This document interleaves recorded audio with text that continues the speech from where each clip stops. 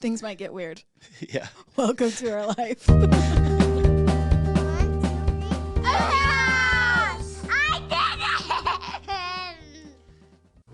Welcome back this beautiful Tuesday morning to the Hewlett House podcast. We are excited to continue the conversation with Mandi Albert about food allergies, how it impacted their lives, and inevitably had her start a business and also a program that they are doing to get their girls to test out of allergies and the journey that is. So sit back, enjoy, and we hope you have a fabulous day. So what's your advice, if I can ask this? I don't want to storm over your questions, but what would be your advice then for like a young mom that's just discovering, or parents that are seeing that their child or children have food allergies? What would be like the first steps that you would recommend they take? Like if you had hindsight, what would you do? Knowing what you know, what advice would you give to people, I guess, that are dealing with this? Yeah. So your wording is interesting because I've actually started a business to help that. And what the program is called is First Steps.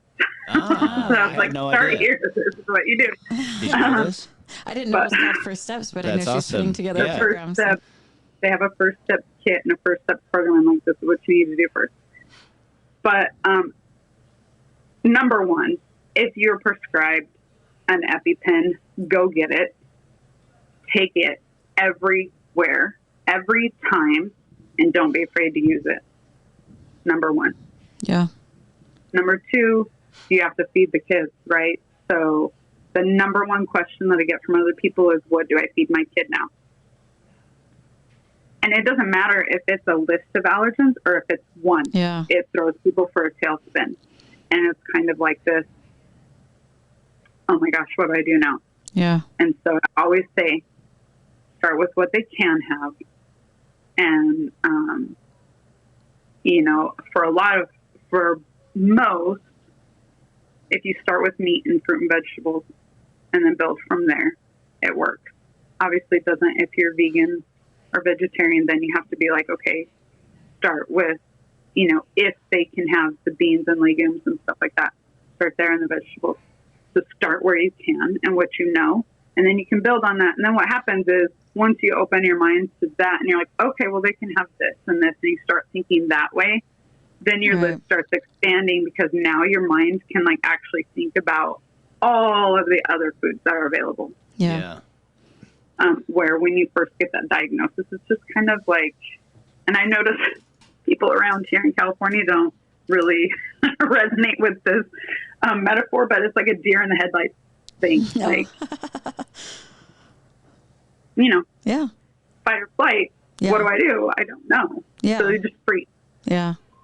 It's like, I don't know. So that just saying, what are a couple things they can still have? Then that starts snowballing into, okay, there's actually a lot we can still have. And I have them write it down. Sometimes I help them make a list. Yeah. And then we learn about how to be safe protecting against the allergens. Yeah. But you have to be able to feed them. So epinephrine, if you're prescribed it, get it right away and don't be afraid to use it. It's amazing. How long did it take once you gave that to her? It sounds like a few minutes she could breathe again. So it was a matter of 5 or less minutes or so, would you say? Or? It was a couple minutes. Yeah. It was Wow. a couple minutes. Yeah, what a miracle.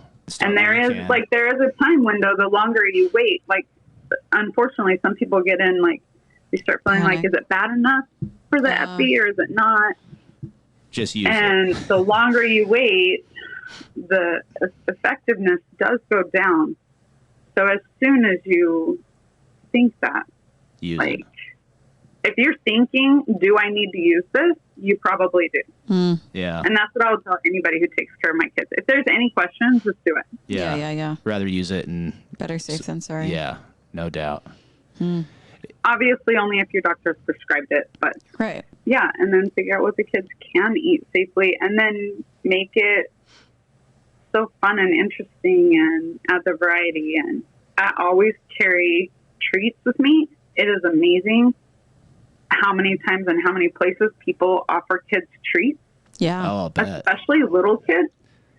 And so I would always keep like Dum Dums or Smarties or Skittles or a combination in my diaper bag and then my purse and backpack or whatever phase we're in case those things pop up. So my kids at least have some sort of treat to go along with it. I actually had that question. Somebody posed it on a social media thing I was looking at. It was like, if your kid has certain allergies, should you be obligated to give or bring treats for everybody and not just your child? And I was like, why would you have to bring it for anyway? But it sounds like you kind of do, but what do you feel about that? I don't know. I don't feel like they should, but you kind of do sometimes. Like obligated? No. Yeah. Definitely not obligated. You should know some safe. The other thing is, so that's tricky, right? Yeah. Because if you're wanting the snacks or treats to be safe for your child, especially when they're younger and it's hard for them to even be around it. Right.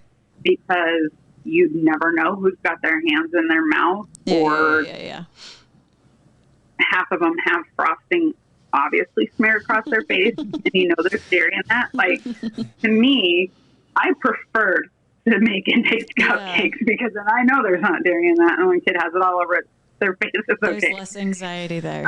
I'm freaking out because there's a mess, and Mandy's I'm freaking out because my OCD, and there's a mess, and Mandy's freaking out because it's a life or death situation. No, it's true. Put some perspective there. Yeah, exactly. So, no, it's true. So, you know, especially when they're younger, there's more of that, like, but A, not everybody can afford to provide it for everybody else. And B, it is more work, more time and energy. And I don't think you're obligated to provide for everybody else. Yeah. I think if everybody's cool with it, like I provided, like you're like, can I be in charge of the snacks for this season or whatever? Yeah. Like so you have more. Yeah. Although I had an issue with somebody about that one time too, but anyway. Vicious cycle, never ending. Well, yeah, she had an issue because she really wanted to do snacks. Oh. So anyway, I think there's a few ways you can do it, right? You can educate people, especially if they're like in your kind of friend group. Yeah. And say, look, would it be possible, or do you think that for today when we're at the park together, they could do these snacks and like they could have graham crackers instead of goldfish? Yeah, yeah. If dairy is the allergen, you know, or something like that. But it really helps to give alternatives or give some ideas of what might work instead. I think that's helpful. Yeah. But then also not being careful not to dictate what everybody else is. It's tricky. It's a tricky conversation because it's important for safety, but you also don't want to be like really trying to dictate what everybody else is eating. Yeah. Although I kind of do that to a certain extent at like family reunions and stuff. I'm like, can I be in charge of the food? Yeah. I'll try to make things that everybody likes, but there please be no shredded cheese. Yeah. For yogurt. Because that's just a mess because that goes everywhere. My kids love to just grab a handful of the shredded cheese. I'm like, what is happening? Oh, Gwen it's would. everywhere. Yeah, it's she like eats one like of my biggest pet peeves. A quarter pound of cheese a day. She would eat a block of cheese a day if we let her. It's crazy. Juliet would too. Juliet sometimes when she goes to somebody else's house without us, she's like, can I have cheese? Juliet's your youngest. So and she doesn't have the allergies or as many. None. Correct. She doesn't have any. So she just like which is so crazy. But she pretty much eats their diet most of the time. Yeah. Which is probably sounds like it's probably a healthy We all diet. do. Yeah. Yeah. You just kind of get. That's like one of the silver linings, right? It's pretty clean because fresh food has far less cross-contamination risks than anything packaged or whatever. Yeah. Do you have a website that people can go to, or that you said you put like a program together? Did you put something together where people can go or for information? If you wanna shout that out, go ahead. Okay. It's Food Allergy Resource Alliance.com. And that's one you put together? Yeah, I did it with my friend and business partner, Stephanie. We did it together. We can put that in the show notes if you want. Yeah, we'll go through. Food she allergy. makes it look pretty. No, that's great. And she doesn't have any kids with allergies or anything? She just wanted to help out, or does she? So the way she is in the story is we became friends when Chloe's about 1.5 years old. Her son is close to Chloe's age. And she has been an amazing friend in general and an amazing friend with food allergies. Has always been one of the most supportive people for me and my family. And she told me for years, you need to share this with people. You need to share this with people. Yes. I'm like, I'm still surviving. Yeah. I'm still doing it. You're like, I'm still So trying to do finally- it in and out. Yeah. So finally we got to the point where it was like, okay, I think we can do this now. And I was getting more and more calls and texts and emails like, my friend's son just got diagnosed with this. What should they do first? Or, oh my gosh, my child just had this reaction. What do I feed them now? And more people were asking me stuff, and they're asking how to do life with food allergies, right? So as that happened and time changed a little bit, kids got older, I got my feet underneath me better and got pretty confident. Then I was like, okay, Stephanie, let's do it. And so it's been a few years in the making, but now it's ready for people to go to. And yeah, awesome. The first steps is right there in the. It was funny that you used that phrase. Yeah. Like, hey, that's like what it's called. Oh, that's cool. Go there first. Go to the first steps first, and walk you through everything if you need that. Yeah. Yeah, you're an amazing resource for this. This is because of all the knowledge that you've had, like in necessity, had to collect, right? You're like pretty much a unlicensed dietitian at this point, like. And it was like a huge learning curve. And if I can help, I always say if I can help decrease somebody else's learning curve, I will, because it's a hard learning curve to be on. Oh yeah. And then the other goal with this is, and you'll see it in like our mission statement and stuff, but really bridging the gap between the diagnosis and actually living life. Yeah. So you go to the doctor's office and they give you the diagnosis, they tell you what to avoid and give you prescriptions for epinephrine or whatever else you need. And then you go out the door. That's it. So then you have to figure out how to do life and feed your kids. Like, and keep them safe. And like, you're constantly scanning the environment for risks and all of these things. And how do you do that? And still, like, we work really hard to allow our kids like the normalcy of childhood, but also keeping them safe. Yeah. And how do you do that? So that's where this goes. And the other branch, so we have this branch for families, and then we have another branch of the business that's for physicians, because we have a first step kit and a first step guide. We want that in the hands of patients when they walk out the door. That'd be from awesome. a doctor, so they don't even have to come find it. The doctor can say, start here. Yeah. Amazing. And lots of hours of unpaid help here. Yeah, no doubt. You know what I mean? That's awesome. You guys are awesome. Is there any way to, sorry, did I cut you off, Mandy? No, go ahead. I was just going to ask, is there any way to see, I'm curious to know if food allergies have become more of a thing today in our society because of all the crap that's in all of our foods. Is it more of an issue today than it was 50 years ago? And is it because Absolutely. It is, huh? Do you, in your research, have you found anything in particular that attributes that? Lots of theories.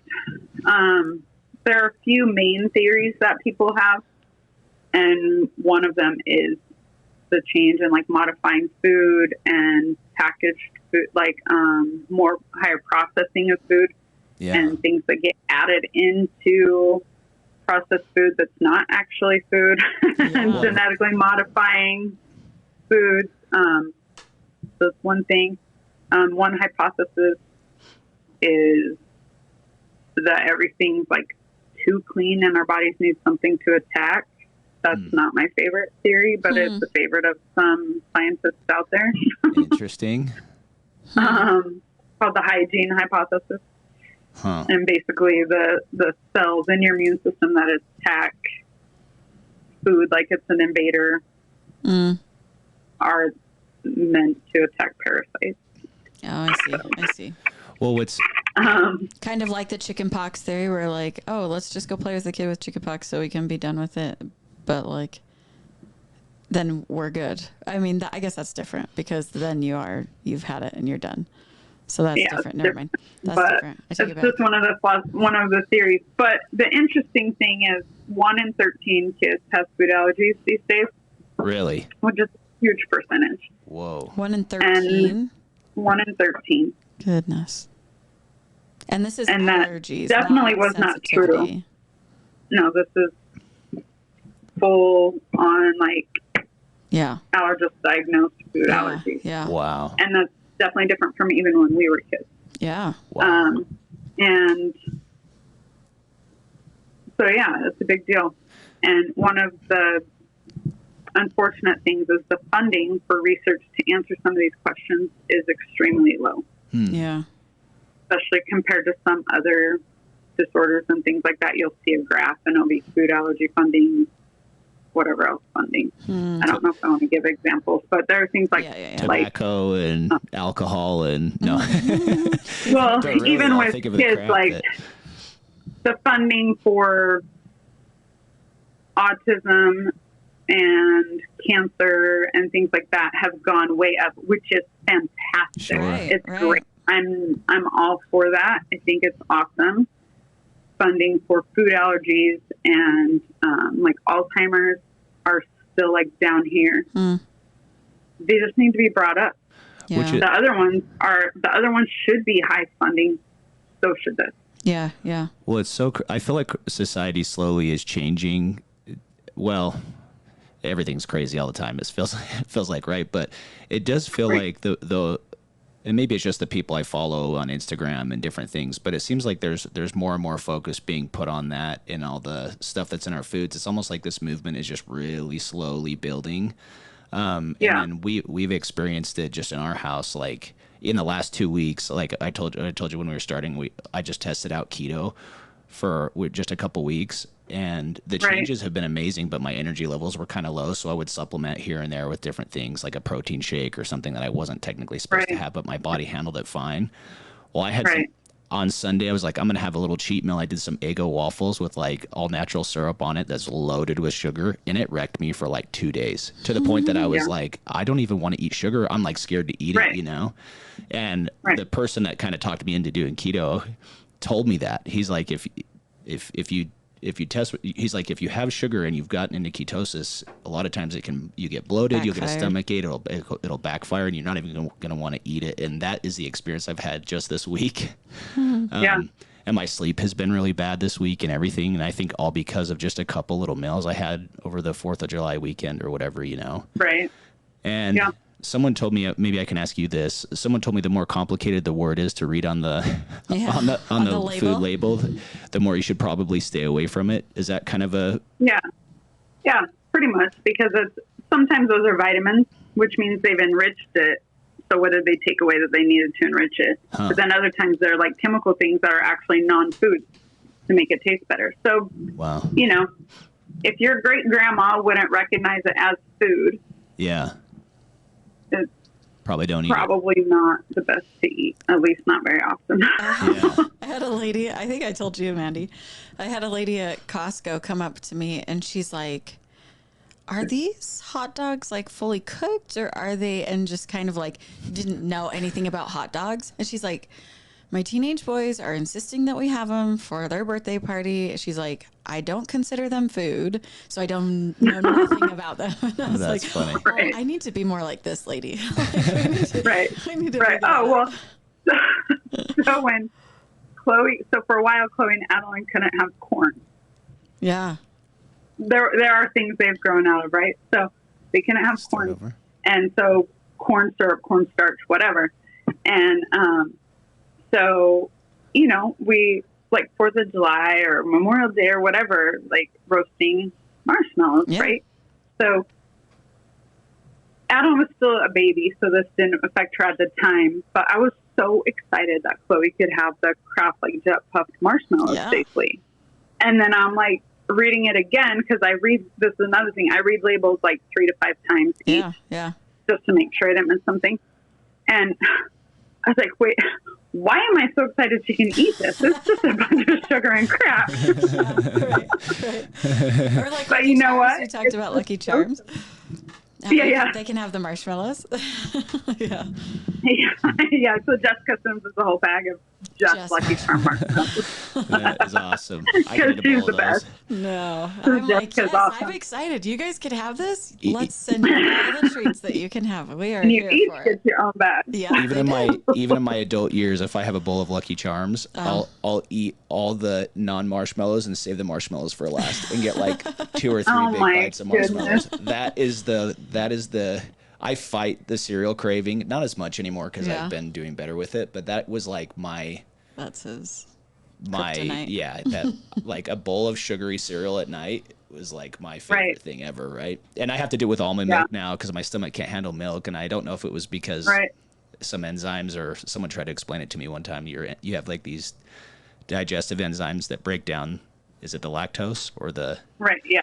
and then maybe and you only have so many of those in your body. Does this sound right so far? And as you get older, Yeah. they kind of go away. So but when I served a mission in Argentina, I lived down there for 2 years, and with much beef and cows and everything that was down there, you think that they would have normal milk, but it was always like jarred or like bottled up milk that was never refrigerated that we drank basically for 2 years. And then when I got back, I just couldn't, milk just wrecked my stomach.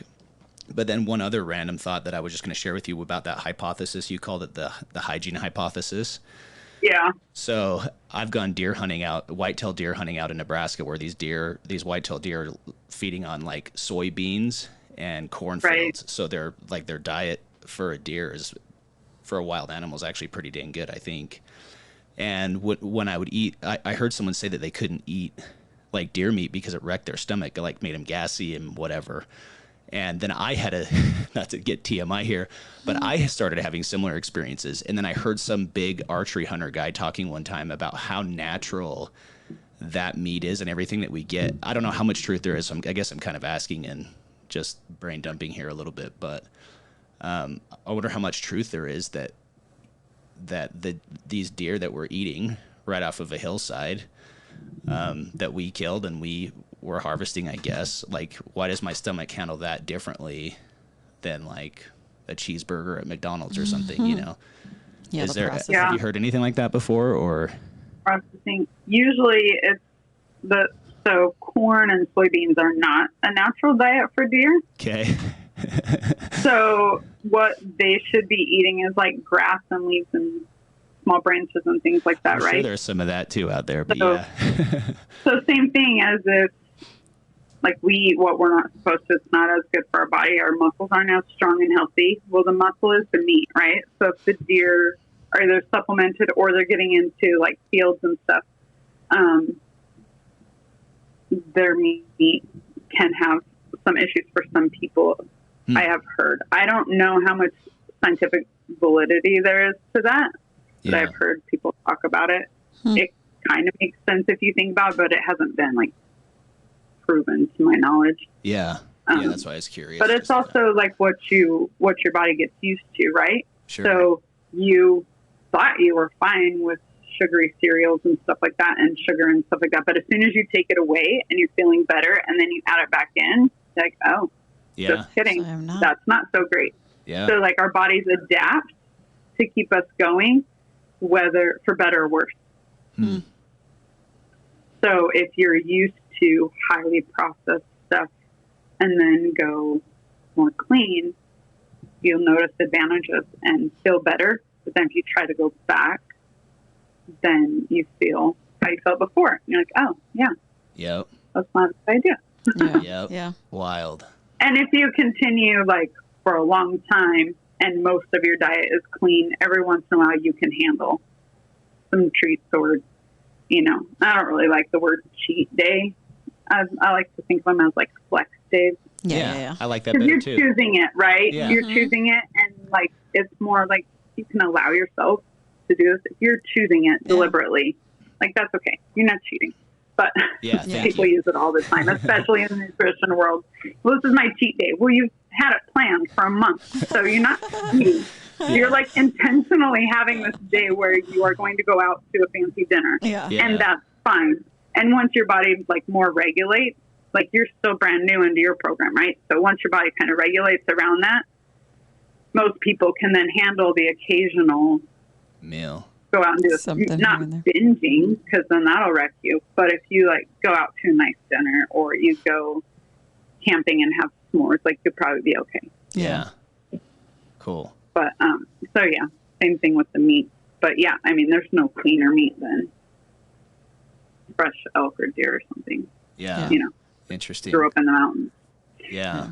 Let's talk about this program that you found, and it's just there. I mean, quote unquote local. They're in California.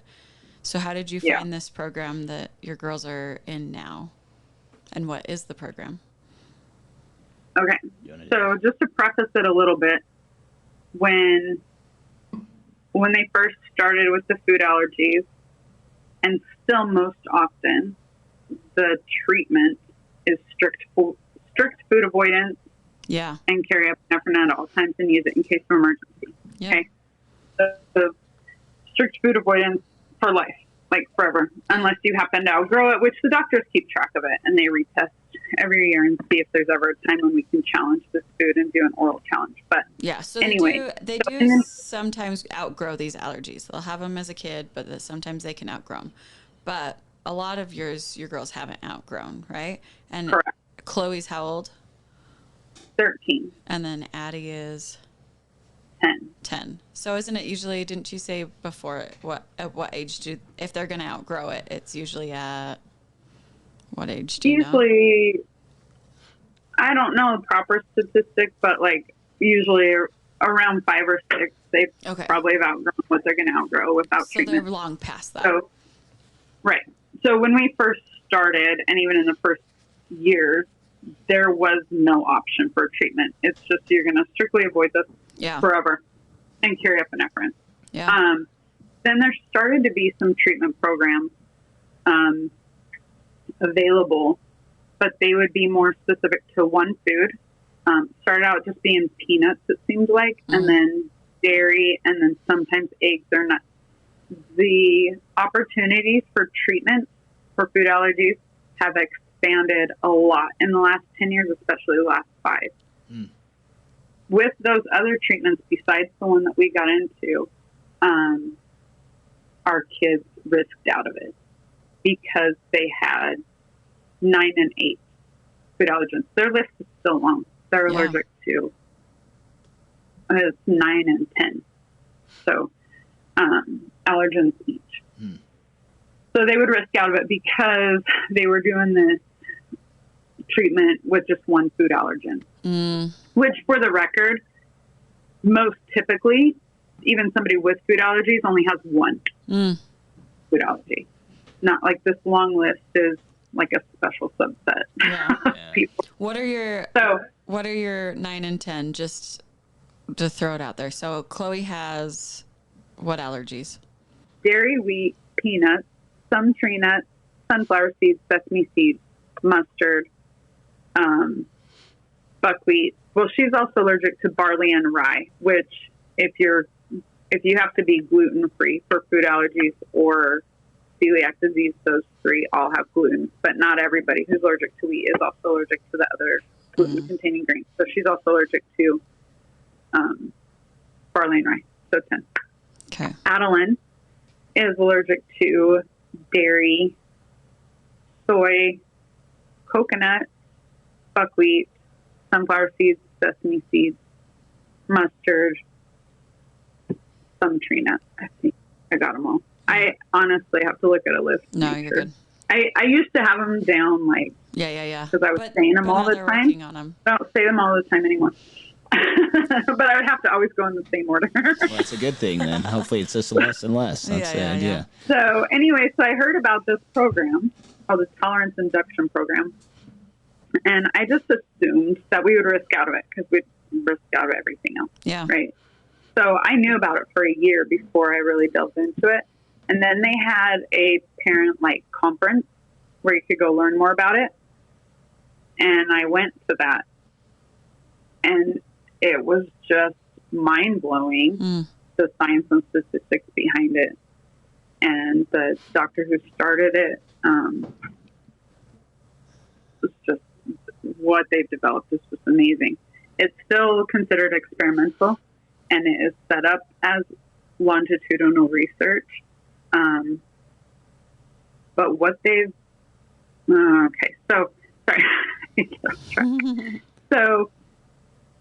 So after that conference, I still didn't know if we were going to do it because I knew at that point that part of it involved giving the kid their allergen. Yeah. Before I go any further, anybody listening to this, please do not try this at home to give your kid their allergen, no matter how tiny of an amount. This is done under strict, very specific doctor supervision. So just know that. Look into it as a treatment program. Do not try to do it on your own. Please. It's very dangerous if you do. Don't put a spoonful of peanut butter in your kid's mouth is what you're saying. Take them to a doctor or a professional. Yeah. And it's like an exposure therapy is where your type of situation. It is. It's very, very much based on statistics and data and their own blood and skin results. So specifically for each child too then? Each child. So it's not even like a protocol. We start every child with a dairy allergy starts here. Yeah. Or every child with a nut or egg allergy starts here. It is specific to each child. Even my own two kids they try to keep it as parallel as they can for siblings for safety reasons, but even my own kids have different plans. Yeah. So I put them on the wait list, not entirely convinced that we would do it, but I was like, well, the wait list was like a year long. So I was like, we can put them on the wait list and I can learn more about it in the meantime. So I did. And then we ended up starting it. And it starts with like lots of testing and like food allergy testing. In general, it's like all testing, it has limitations, right? So it can tell you that you're likely to react to this or not. It doesn't really tell you at what point that's dangerous. So is it dangerous for you to have a half a peanut, or is it dangerous for you to have 7 peanuts? Or is it dangerous for you to touch the peanut? We don't know yet. So the allergy testing that is typically available, you don't usually know. They give you a range of severity, but it's interesting because a moderate allergy could cause anaphylaxis, moderate on the scale. Yeah. Or higher than that on the scale might only cause a stomach ache. Yeah. So it's not a true correlation. Well, with this program, they have a specific lab, and they're able to test a lot more detail in the blood. Yeah. So what happens is they have all these data points, and it's really statistical. They have really smart mathematicians and data analysis people, and they can pull from that at what point you're likely to have a reaction. Okay. And they'll start you below that point. Or if there's a 0, like you literally can't handle any of it, they actually treat other things and have you eat other foods to help build that up. So Chloe is now and has been eating for a couple years lentils 3 to 5 times a week in an effort to try to help build her up to being able to have peanuts for like a year from now. Adeline is eating, she has a small amount of wheat germ to help build her up to being able to tolerate buckwheat. And they both have stone fruits and apples and pears that they have to eat to try to help with some of the nuts. And then as they treat the nuts, that increases their threshold for some of the seeds. So it's like how all of these things work together. Obviously, if you only have one allergen, it's not quite as complex. Yeah. But they still will start with other things that have, they call it biosimilar. Okay. So similar, you know what that means? Like close to the same, and bio is life, right? So biosimilar is similar proteins to the food that you're reactive to. And the protein in food allergies is the problem. The protein is what's seen as an invader by the immune system. Got it. So you have something that's similar to it, you give it to the body every day. Okay. And then it's like, okay, well, that's all right. That's not bugging me. And then you slowly introduce the actual protein in tiny amounts first and then build up. You have that tiny for a certain amount of time, and then you increase and have that for a certain amount of time. So we're like training the body in increments, like, okay, this is okay. Yeah. This is not an invader. This is actually food. Yeah. And so you build that up, and everything builds on the thing before it. Yeah. So everything they did a year ago has helped them to get to the point where they are now. Okay. Crazy. So sometimes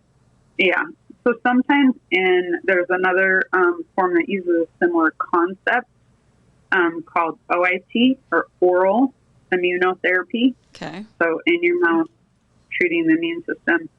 And it also does increments like that. So they also will build up to try to build tolerance. And this is not a cure program. It's when they get to the end of it, it's considered remission.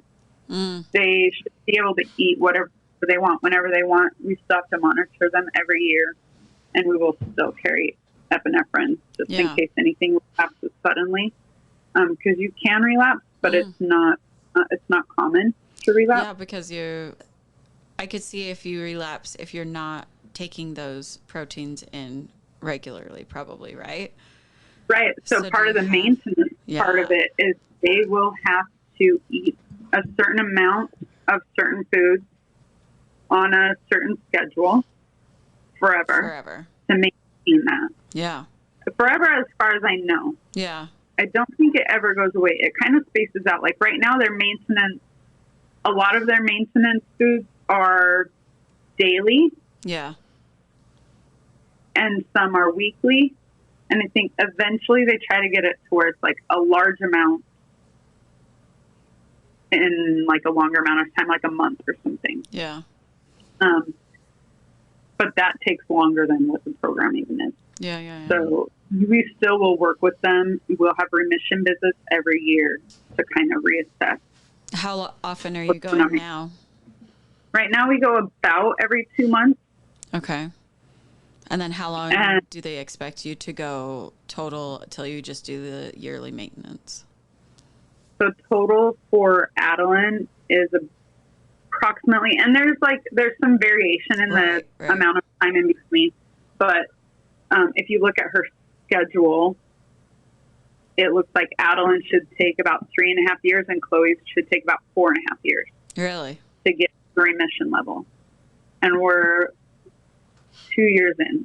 Yeah, so about halfway. Maybe not even a half.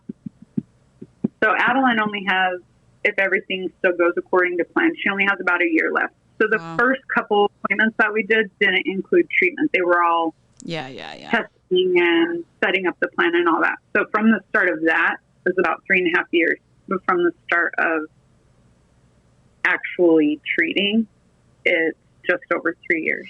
So she has about a year left. Wow. So, and how's it's been going? I mean, has she tested out of stuff then at this point? Pretty good. I haven't really gotten to that point with any of them. Yeah, it's pretty wild. And this is where it kind of gets confusing for what I can keep it straight, but I'm probably the only one who can keep it straight.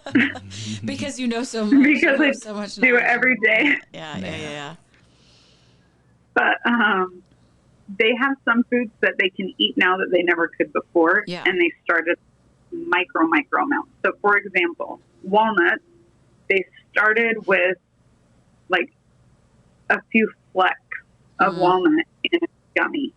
Oh. So the lab at this is SoCal Food Allergy Institute. They are Southern California Food Allergy Institute. They have a very specialized lab, and these things are measured, especially in the beginning doses where any toxin could cause harm. It's so specific. They have like a scale within like a controlled environment. And they had, I forget what the measurement was, but you could hold the gummy up to the light and see like 3 or 4 tiny little specks. Gosh. Like tiny pieces of glitter type specks. So this is an example of what we did. So with walnut, they started with that. Then like the next week, they would do 2 of those gummies with a little speck. Fast forward to today, and they're on a maintenance dose of eating 4 walnuts every day. Every day. Or, wow. Of the actual walnut. Like I'm handing my children. Yes. Which before you're like, absolutely, you stay away from that at all. Right. costs. And they started at such a tiny amount that like, I know that wasn't an overreaction. Yeah. Like that is right. cross contact. Yeah. You know? Exactly. In fact, the whole first like 2 months of their program is equivalent to what could be considered cross contact. Yeah. And now they're eating 4. Which was that so scary at first? Were you just like EpiPen high alert all the time? Yeah. Yeah. And even when they're up dose, you're probably still. Wow. Yeah. And we've gotten, over the time that we've done it, we have gained trust in the program. Yeah. Because it's been working, and they have had a couple little setbacks. Nothing scary, but even if something worse, even if a reaction did get scary, I know that those doctors and nurse practitioners and PAs are there to support that, and we'll revisit it and readjust and pivot the plan. Well, and that makes a huge. We have 24. Yeah, and we have 24-hour access. That's so great. To them for questions, and if they have a reaction, there's a number that we call. Way cool. For guidance there. So, yeah, there are things that have changed. Now, they aren't just free to eat walnuts yet. Yeah. That's in their maintenance dose, so it's treated as medicine, food as medicine right now, which I actually think is kind of cool. I do too, yeah. We need to think about food more like this, honestly. Like, for sure. Food is, we are what we eat. It's used to energize our bodies and help us feel good, period. And we've just like, it's such an issue. But yeah, I've dealt with it myself, like my cereal stuff and being overweight and feeling crappy and then changing that, and how long it takes to really, not either, I guess, and how much better you feel when you are eating healthy, and then how obvious it is. Yes. Like, of course, the difference. But then we also flip back. Yep. Because it tastes so good. Yeah, that's like a whole other podcast series for you. Yeah, no kidding. Holy cow. But yeah, so they do those 4, and that's their medicine. So that's their maintenance. So that's like medicine. They have to have that, no more, no less. Yeah. And they can't have it later in the day. Oh, so it's got to be in the morning. Yeah. So they couldn't just have like, I don't know, a cookie with walnuts in it in the middle of the afternoon or something. But I could make a cookie that had walnuts for breakfast, but I don't. I don't have walnuts. Same thing like with dairy has been an interesting trip. Oh my gosh, yes. They actually started their dairy. Oh, back to the OIT thing. They call it a ladder. Like if you're treating dairy, they'll call it a milk ladder, and this is where you start and you build up the ladder. It's a good visual. So they don't really use that terminology in our program, but I've heard it, so I can relate to it and think about it. So with our dairy ladder, we started with camel milk. Yes. So, but it wasn't just camel milk, right? Like, hold on, like camel has a hump camel? Yeah. Oh, that's the one. All right. Yeah, so it's super easy to get. Where do you get camel? So it works really well to have your up-dose day on Wednesday because it's hump day. Yeah, okay, all right. That's amazing. Where do you get camel's milk at? Is this like a California thing, all you weirdos out there, and your camel milk? No, I'm just teasing. Well, actually, on a global scale, camel milk is used in the Middle East sometimes normally. But no, there's actually a camel milk like collective farm co-op in California. There are multiple farms. It's called Desert Farms, and you can get camel milk there. Wow. There are a couple other ones too, but this is the one that we use. So just speaking in how they build these up and why it's not, like, just one example of why it's not safe to just be like, I'm going to try this myself at home and give my child a half a teaspoon of cow's milk. First, they started with eating beef because it's biosimilar. It's not the same construct or the same proteins, but it's similar. Then camel milk. And I'm talking teeny tiny syringe, like drops of it first. Yeah. Okay? And then a little bit more, a little bit more, a little bit more. So they did camel milk for like a year. And they have to boil it first. Yeah, I was going to say. Because that breaks down the protein. So remember the pearls analogy. So when you boil it, it's like cutting that into smaller pieces. So the body, it recognizes it, but not as easily and it's not as sure. Wow. Also, the camel milk has a different protein construct than cow milk. Which is why they use it then a little easier. There's less casein in it. So they can start there and build up to get eventually to cow milk. But this is like a few years of a process, right? We started and we have now finished camel milk and moved on to goat milk. Still boiled. To break it down more. But this is a few years to get to that point. So if somebody just tries to give their child a little bit of cow milk, it can be really dangerous. It might work and might be fine, but it also might be catastrophic. Yeah. So that's why I'm always like, please check with your doctor. And there's a lot of stuff on social media that actually encourages people to do that. We'll just give them a little bit at a time and build it up.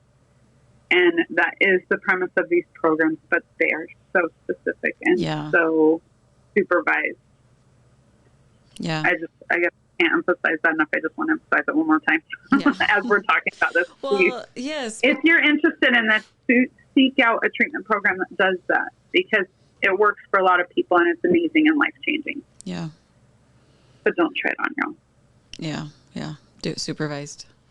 Are there any programs like that here in Utah that you're aware of that do this similar stuff, or is it mostly just out in California right now in other states? Or so right now the specific one that we're in that's specific to each child, and I guess other ones are starting to be more specific and less protocol like also. But there are some in Utah actually. I've heard people in Arizona traveling to Utah for certain doctors. Oh, okay. But then now it's more available. So it's becoming more and more available, and it's becoming more and more known.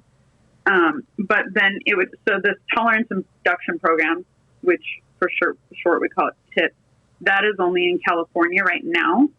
But their big picture dream is to have it all over the country. They have people traveling here from all over the country and even all over the world for this program. It just happens to be in our backyard, which is a huge blessing. Yeah. But in Utah and other states, there are clinics offering OIT, which is the oral immunotherapy. Yeah. And it also functions on that, build up the tolerance. But they food challenge them and test them first and figure out where they can most likely be safe starting out.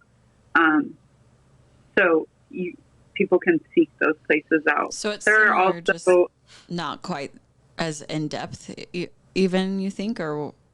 As far as, because you're saying you did like blood work, do they also do the blood work to see? They do the blood work, but the blood work doesn't have as much information in it as this particular lab. So your particular one is like a real in-depth, really, because you were saying you could do some of the other ones before, but you got risked out, meaning you were too high of a risk because you have so many.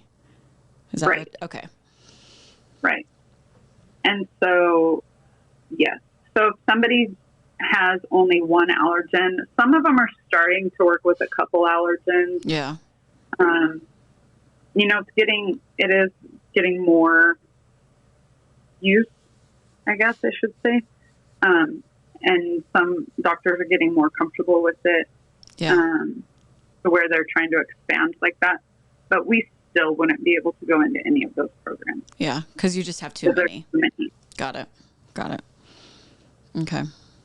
But those are available. And there's also like, there's a dermal, at least for peanut, and I believe they're working on one for dairy also, like a patch where basically works on the same idea, but it's going through the skin instead of through the mouth, where they increase the doses with that. Wow. So there are treatment options. They don't work for everyone, and I respect and honor anybody who chooses to do or not do a treatment program. Yeah. They can be, it can be scary. Yeah. And it's also expensive, and you have to stay on top of it. It's not something the daily maintenance is really important to these types of programs, because if you don't do that part, then you fall back, and now that same amount could be dangerous. So it's a huge commitment on everyone in the family. Our allergist in Arizona, actually, he does OIT in his clinic. Oh, nice. And in his clinics, he has multiples, and he's a very high proponent of it. So obviously he knows way more about it and how it works than I do. But yeah, no, but at least that they're like now, you know, people might know that there are options. There are options. There can be light at the end of the tunnel. And they don't work for everyone, but they work for some. You know, it's like one of those things. Well, if we can help this many people, it still helps that people, and we'll keep working toward something for the rest of the people. Yeah. Cool. So awesome. So I think it's great, and it's even something I never thought was possible. Even with this program that we're doing, to imagine that we can go to Disneyland with you guys, and my kids can eat whatever they want with your kids. We don't have to one sit day, separate. and then not so far. And wipe what? down. We don't have to sit on separate ends of the sidewalk and have to wash up and wipe down afterwards, and it would be so awesome. So just imagining that is like, it's really exciting, and it's also surreal. Like sometimes it's hard to believe it. It's like, you know, food allergies and parenting are the same for me. Yeah. My entire motherhood has included food allergies and challenging diets and challenging skin. Yeah. Right? Man. My entire parent. So to think that just opens up in a couple of years is like, when I believe it, like, oh my gosh, I can do this and this and this and this. And as my daughters will point out, we can do this, this, this, and this without being scared. Yeah. I remember having that conversation of, okay, let's start this fun adventure, trying to make it fun and exciting instead of scary and crazy. And you had them write out, okay, what can we do? What would be so exciting once we get through this? And she told me half the stuff was so I don't have to be scared. Everything they listed, we can do this, but not be scared. So like, go to the Dodgers game, go see Dad at the Dodgers game, right? But not have to wipe down all of the seats and stuff because somebody else sat there before, right? And probably ate something that they were allergic to, or and just every day. And it's a realistic, Yeah.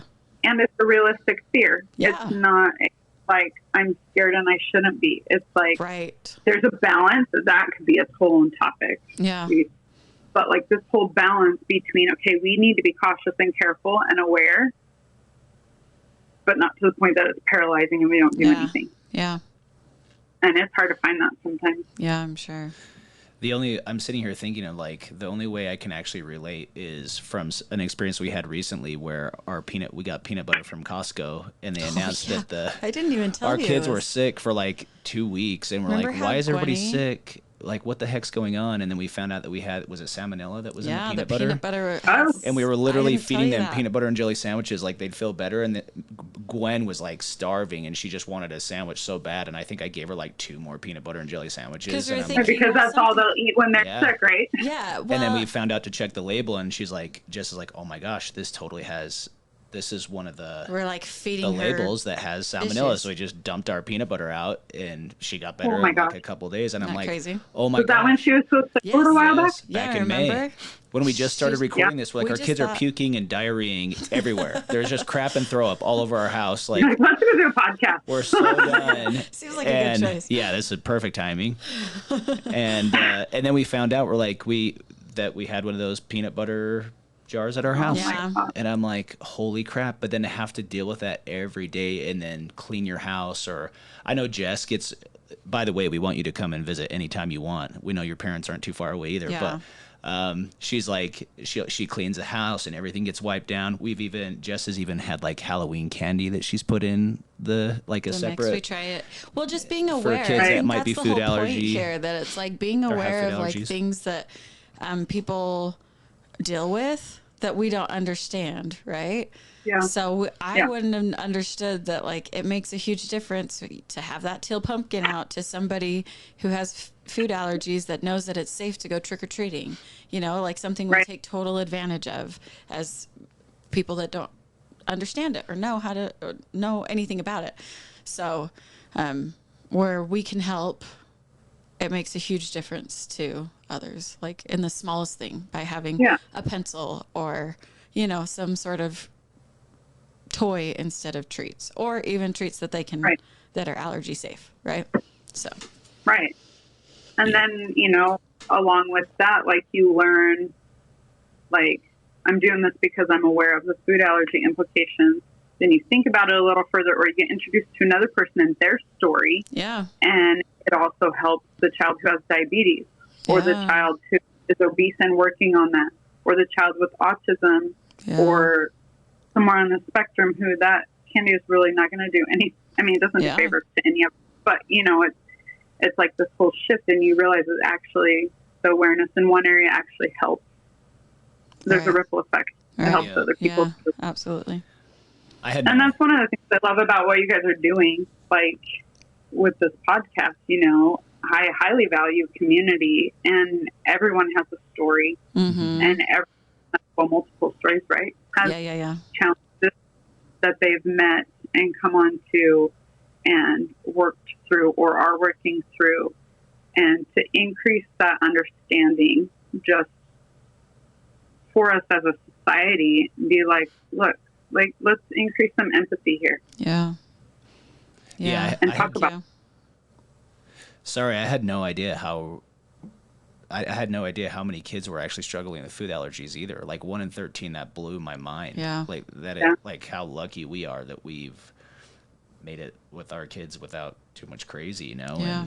And then the sacrifices you've had to make, and then all the places you've traveled, and all the travel you've had to deal with. Like, you've really lived it, and become a pro at it. I mean, 13 years, that's enough time to get a PhD in something. I know, that's right.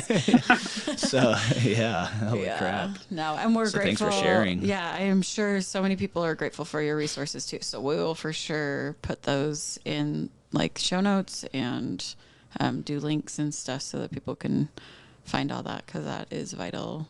And 13 years worth of trial and error even, So you're awesome. Yeah. Thanks for doing this. Yeah, thanks for chatting with us. Hopefully we'll have you on again. Yes. If you're down. Yeah, well, sounds like we'll have a full series. Yeah. Let's do it. Perfect. I love it. Come on in. Which you're probably going to find with, like, all Lots the of people stuff. you interviewed. Right? Yeah. Like, oh, then there's this. So you have this series and this series and this series and this series. Well, that's People can it. get It's onto just it. And, and like you said before, it's like you don't know what people are going through, and maybe you're going through the same stuff. So let's get talking so that people, like you that already have the resources or have already gone through it can help for, the next guy. So learn the lessons a little faster.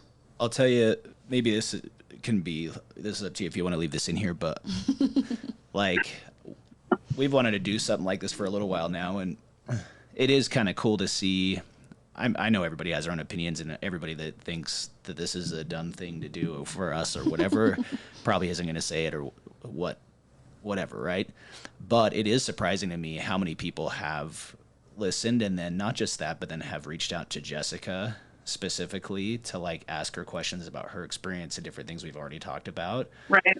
And I guess it surprised me in ways of like how many people it's actually reached so far, but then also how many people have already reached out in the short time we've been doing this. And it's Right. Well, and who's looking for a Kinda cool. lifeline even, you know, because Right. obviously it's, or with how many people have already talked to me about just one topic that we've talked about. Can you Right. imagine when we open the spectrum and people value community. They want a community. They just don't know where to find it. Right. So. And a platform to tell their story. Yeah. Humankind, for the history of forever, Yeah. have told stories. Yeah. And that's how we learn from each other. And totally.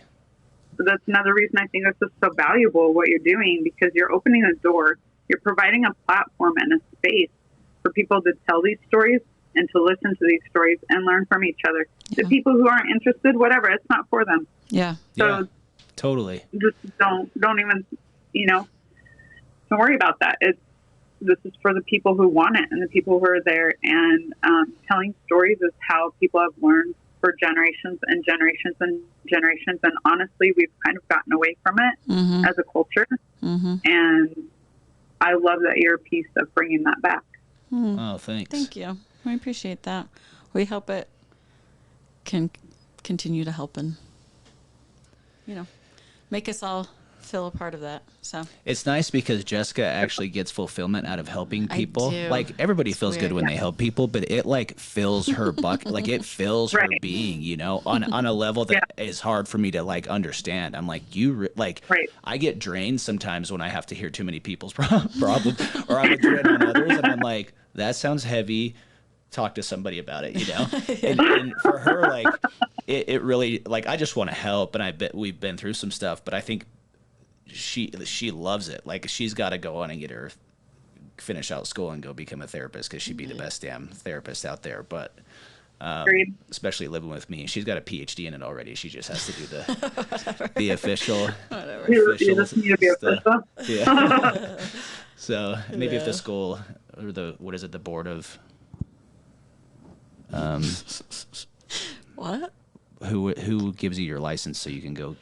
Your psychologist people, your licensing. If they just met me and knew how long she was married to me for, they'd be like, "You're approved. You don't need to do any more schooling." Signed off. Signed off. You get Enough. But you know what? Enough field work there. For hundreds of years, like, I am all 100% for professional therapists, counselors, psychologists, Yeah. psychiatrists. They're amazing, and I'm thankful for them. Sure. Finding the one that's right for you can sometimes be really Yeah, hard. no doubt. But the other piece of that is, if we increase community Yeah. It's huge. and Get sharing these things with people and how we come out of it. Like, I work to teach my kids that too, like, even looking back, like, this was really hard. Yeah.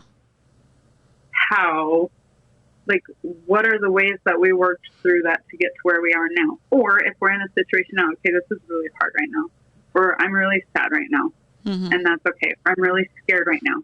Okay, these are the things, like, I can't do anything about that, but what can we do to help that be better? And, Well, go through that with other people, and then get professional help when you need it also, because it's very valuable. yeah. Yeah. Well, what's cool too is, like, it's almost a metaphor for life for me, seeing your daughters, like, if they can get through this, and it's literally like exposure therapy. Like, it is taking something that is life threatening, that's super hard for them, that they're having to face at a super young age and overcome. And Right. hopefully they can use that in life for everything else that comes their way, that they're just like, man, I survived food allergies as a kid, and the craziness of food that, allergies. like, hopefully it makes any other obstacles in life that much easier. because of it too. Yeah, it's definitely builds resilience. Yeah. Which is awesome. huge. Sometimes. Yeah. Sometimes you wish, like, okay, do they need this much resilience already? Yeah, right. You know what? In this world, Poor maybe. babies. Yeah, but maybe. Yeah. be a bunch of tough girls, man. That's awesome. They are awesome. Cute babes. We'll have them on too. Ask them soon. If they ever want to be. If they want, yeah. We would love to chat with them. And we can even record it and not post it. That's what we do with Maddie, because I'm like, you're like 14, and I don't know if you've figured out what you really want on the internet yet. And yeah, that's the whole tricky topic in and of itself, right? Yeah. Kids on the internet and in your business and things like that. Like how much of this and what are the boundaries and what's okay and what, Chloe's much more apt to get on a call, on a podcast, or even a video than Adeline is. And I respect that. Yeah, like, that's fine. Totally. Absolutely. Your boundaries. Do you want to share the information and have me have it, or do you not want to be involved at all?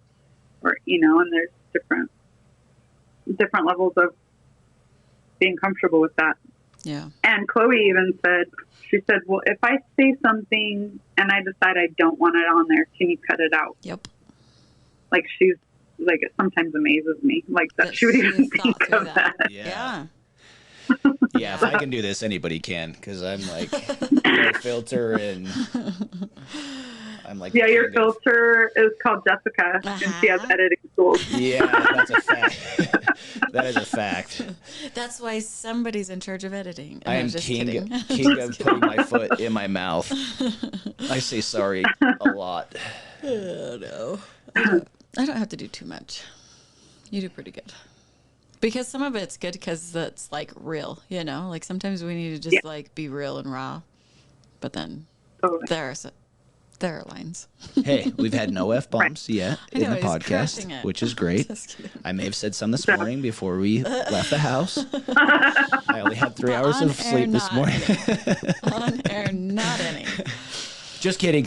Mom, if you're listening, we're just kidding. She doesn't say that. I would never in my life admit to that. Thank you. Bless my heart. Thanks so much for coming and sharing with us. Yeah. Sure love you. Love you guys.